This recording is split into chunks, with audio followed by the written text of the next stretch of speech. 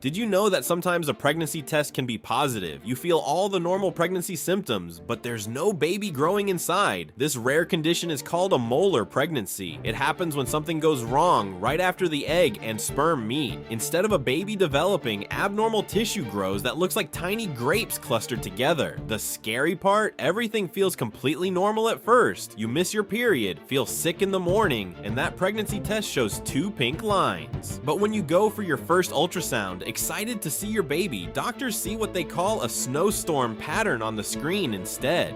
This grape-like tissue grows fast and can even become cancerous if not treated quickly. Doctors need to remove all of it right away with a procedure, then monitor your blood for months to make sure it's completely gone. The emotional pain is devastating, losing a wanted pregnancy while facing potential cancer treatment. But here's the good news. When caught early with ultrasound, it's completely treatable, and most women go on to have healthy pregnancies later.